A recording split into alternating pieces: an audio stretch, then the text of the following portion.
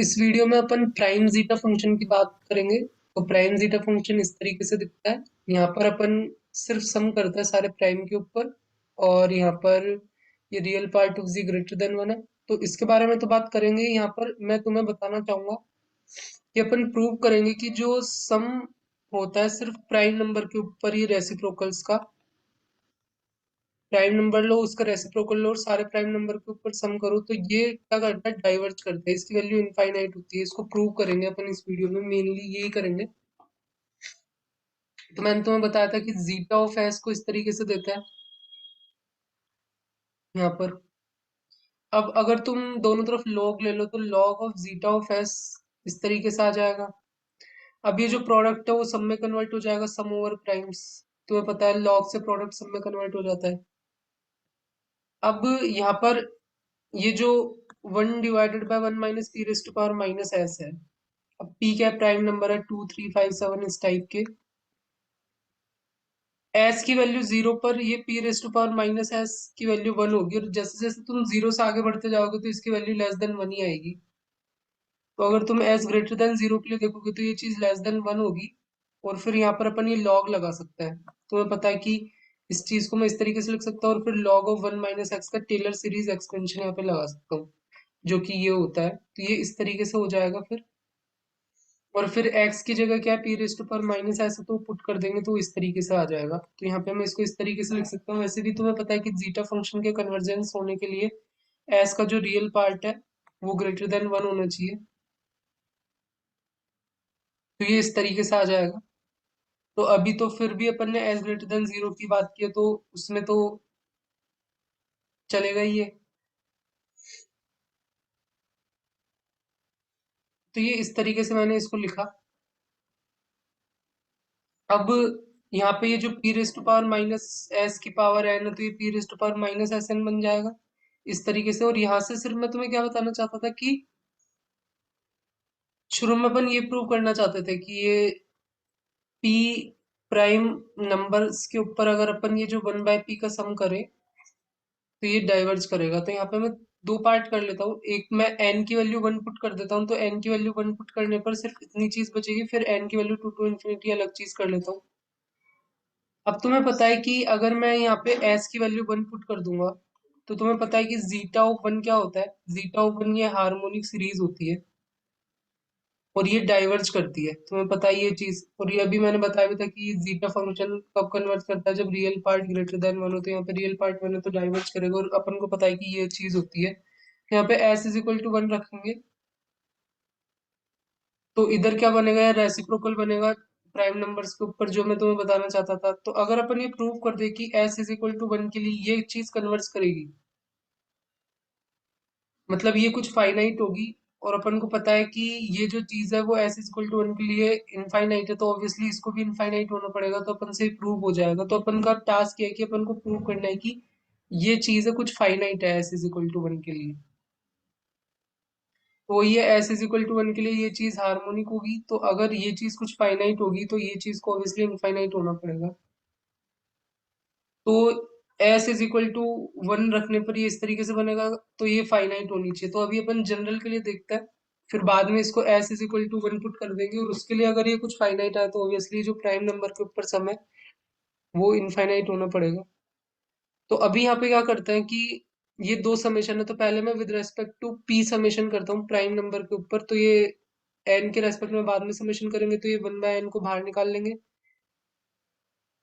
और पहले prime number के ऊपर समेशन करता है इसका। तो अगर तुम देखोगे इतना पार्ट, ये वाला पार्ट अगर अपन ले, तो इसकी जो एब्सोल्यूट वैल्यू होगी, तो अपन को पता है कि ये जो सम है उसकी absolute value always less than equal to होता है इससे। पहले तुम एब्सोल्यूट वैल्यू लो और फिर यहाँ पे सम करो। उसके बाद एस कॉम्प्लेक्स नंबर होता है तो उसको x + i/y लिख सकते हैं। फिर यहाँ पे n है तो n से भी मल्टीप्लाई कर दिया। फिर दो पार्ट में इसको ब्रेक कर सकते हो तुम। पावर है बस p⁻⁻nx एंड p⁻⁻i/n। फिर यहाँ पे ये जो p⁻⁻i/y p⁻⁻nx एंड p⁻⁻i/yn है, तो ये p⁻⁻yn है। इसको तुम इस तरीके से लिख सकते हो e⁻i yn log p। तो वो सेम ही आएगा। और तुम्हें पता है कि ई रेस्ट पावर आइटा थीटा की वैल्यू 1 होती है, तो ये तो 1 हो जाएगा। और ये हमेशा ग्रेटर देन 0 ही होगा, p n x, p raised power n x. यहाँ पे पावर लोगे तो वो तो पॉजिटिव ही आएगा कुछ, तो ये तो उसका एब्सोल्यूट वैल्यू भी सेम ही आएगा। तो यहाँ पर ये चीज का absolute value less than equal to this हो गया, जहाँ एक्स क्या है उसका रियल पार्ट है। अब यहाँ पे एक्स अगर ग्रेटर देन इक्वल टू 1 है, तो वैसे तो जीटा फंक्शन का कन्वर्जेंस के लिए क्या होता है कि real part greater greater than 1 होना चाहिए, और अपन को पता है कि रियल पार्ट अगर 1 है तो उसके लिए वो डाइवर्ज करता है। तो लेकिन यहाँ पे मैं 1 को इंक्लूड कर रहा हूँ, तो यहाँ पे मैं बोल सकता हूँ कि ये जो p raised to power x n है, x greater than equal to 1 के लिए ये मैं बोल सकता हूँ कि less than equal to this होगा, क्योंकि जैसे जैसे तुम 1 के लिए तो ये इक्वल इक्वल हो जाएंगे ये दोनों चीजें, और जैसे जैसे तुम एक्स वैल्यू बढ़ते जाओगे तो ये वाली चीज छोटी होती जाएगी, क्योंकि अपन देख रहे हैं रेसिप्रोकल में है। तो रेसिप्रोकल में ये जो नीचे वाला पार्ट बड़ा होता जाएगा, तो मतलब ओवरऑल वो छोटा होता जा रहा है। और यहाँ पे सिर्फ अपन प्राइम के ऊपर ये सम कर रहे हैं, लेकिन अपन पूरा स्मॉलेस्ट प्राइम 2 है तो 2 3 इस तरीके से, तो यहाँ पे सिर्फ इन्हीं पर्टिकुलर नंबर पे सम कर रहे हैं, अपन पूरे के ऊपर सम करें तो ये इस तरीके से बनेगा। तो ऑब्वियसली ये जो चीज है इससे इसके कंपैरिजन में तो छोटी ही होगी। तो अगर अपना टास्क क्या है कि अपन को ये प्रूव करना है कि के की value 2 to infinity 1 divided by k raise to power n के ऊपर कन्वर्जेंस के बारे में बात करनी है, कि ये इसकी वैल्यू कुछ फाइनाइट होगी या नहीं। और यहाँ पे अपना जो एन है, फिर यहाँ पे तुम देखोगे तो इधर इस सम में फिर एन 2 टू इन्फिनिटी वेरी कर रहा है, तो यहाँ पे एन 2 टू इन्फिनिटी वेरी करेगा उसमें। तो पहले अपन इस सम के ऊपर बात करते हैं, फिर एन 2 टू इन्फिनिटी में ये कैसे काम करेगा फिर उसके बारे में बात करेंगे। तो अगर तुम देखो तो ये एक फंक्शन लो तुम 1 divided by x raise to power n, और यहाँ पे मैंने डिफरेंट यहाँ पे पॉइंट बनाया 1 2 3 4 5 6, ये 1 है। यहाँ पे corresponding point 1/2 raised power n आ जाएगा, 1/3 raised power n, 1/4 raised power n. इसमें डिफरेंट एक्स वैल्यू पुट करोगे तो इसका रूप पे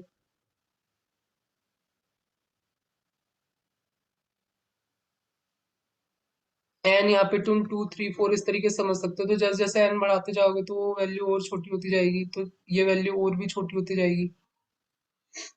अब यहाँ पे अगर तुम ये देखो तो यहाँ पे मैंने एक ये रेक्टेंगल बनाया इस तरीके से, फिर एक और रेक्टेंगल बनाया। तो यहाँ पे विड्थ तो 1 है और हाइट इतनी है, तो एरिया इसका कितना हो जाएगा 1/2 रेस्ट पावर एन, इसका एरिया 1 हो जाएगा, इसका एरिया 1/3 रेस्ट पावर एन हो जाएगा, इसका एरिया 1/4 रेस्ट पावर एन हो जाएगा। तो तुम देख सकते हो कि यहाँ से इस पॉइंट से लेके इस पॉइंट तक अगर मैं एरिया अंडर द कर्व निकालूं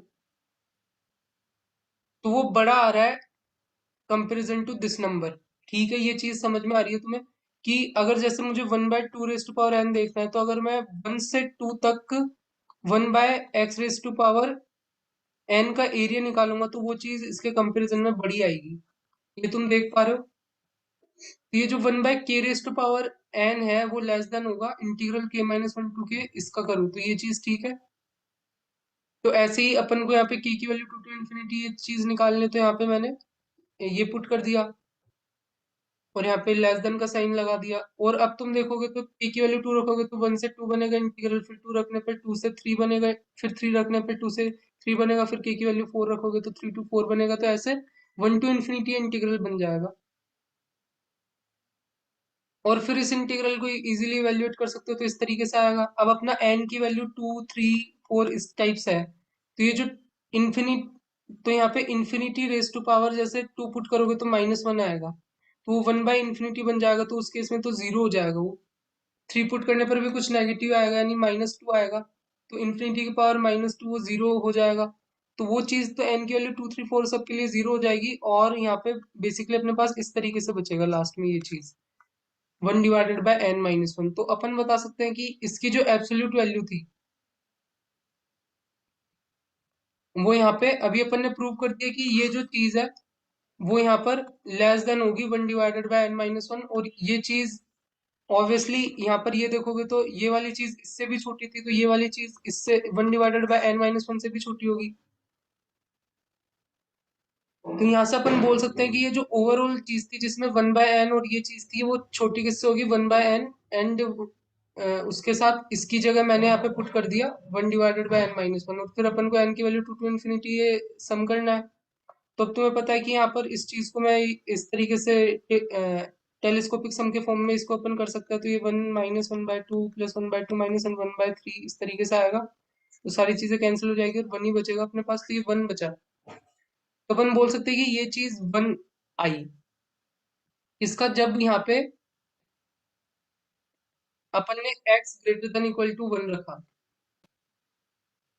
तो यहाँ पे अपन ये बोलेंगे कि ये चीज की वैल्यू यहाँ पर ये अपर बाउंड आ गया अपने पास इस चीज के ऊपर की इस चीज की वैल्यू << 1 होगी।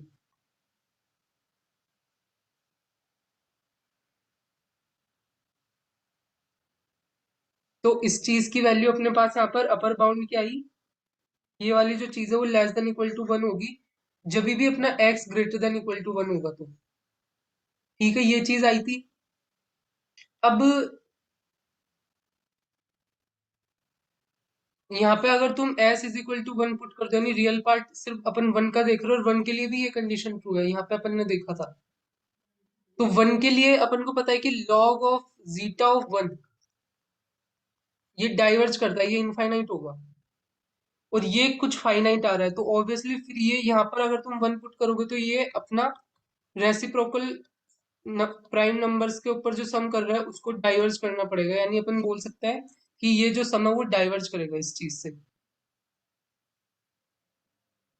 तो होप तुम्हें वीडियो अच्छा लगा होगा। अच्छा लगा हो तो लाइक करो, शेयर करो, सब्सक्राइब करो। तो इसका कहने का ये भी मतलब है, तुम्हें ये भी पता है कि ये जो 1/1² + 1/2² 1/3² है ये कन्वर्ज करता है, ये π²/6 है, तुम्हें इस तरीके से पता है और यहाँ पे कैसे नंबर आ रहा है 1 + 1/4 + 1/9 + 1/16, यानी जो स्क्वायर नंबर्स होते हैं वो तो कन्वर्ज करता है, लेकिन ये जो प्राइम नंबर है उसके ऊपर जो सम है वो कन्वर्ज नहीं करता। यानी तुम बोल सकते हो कि जो प्राइम नंबर है उनकी डेंसिटी ज्यादा है, यानी वो ज्यादा है स्क्वायर नंबर के कंपैरिजन में, प्राइम नंबर ज्यादा है और वो डाइवर्ज कर रहा है उनके ऊपर सम, जबकि ये वाला जो सम है वो कन्वर्ज कर रहा है। तो ये एक कंक्लूजन है जो तुम यहाँ से ले सकते हो।